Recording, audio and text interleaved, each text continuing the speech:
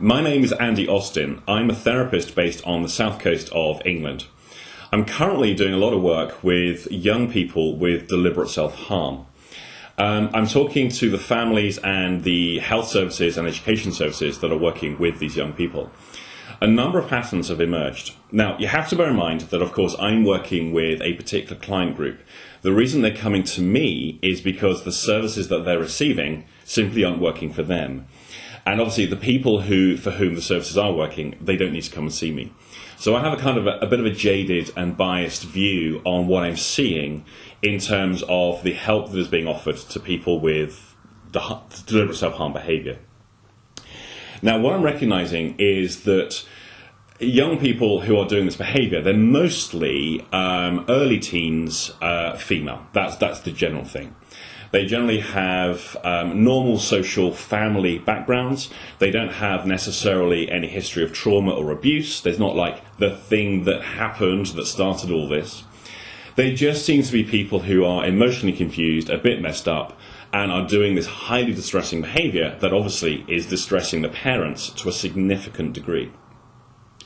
Now, some of the patterns that I've noticed, in the link below this video, I've listed out some of the things that I've noticed with this client group. So click that link and have a look. I won't bother going into it here. You can read that later.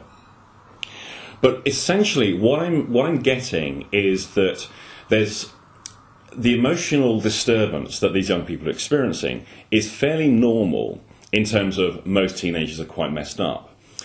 The two features that occur is the intensity by which they experience these feelings. They're much more intense than other people. But the other thing is, the way that they explain and communicate how they feel simply isn't heard by the people around them. Now, we hear the words that they say, but we don't necessarily hear what is being said. It's a bit complicated, and this is the essential part of the work that I do. What is being communicated that's not being heard? Now, if you're the parents, I guarantee you whatever therapy we do is always going to be the parent's fault. These things always turn out to be the parent's fault. If you were too strict, well, you should have lightened up. If you weren't strict enough, you should have been stricter. It doesn't matter. When we try and apportion blame and cause and effect, we'll always find something, whatever we look for. Now, what I find, of course, as far as therapy goes, that's change.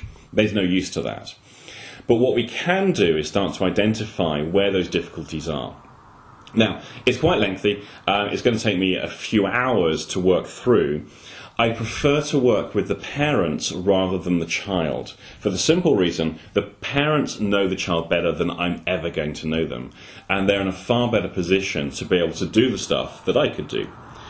The other thing is this. Sometimes the kid can come and see me and they'll be fine. We had a good interaction.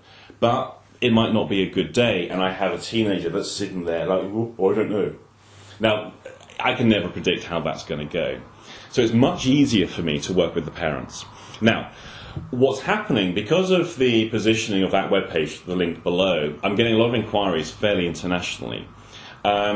You don't have to necessarily travel and come and see me. I can do this via Skype remotely.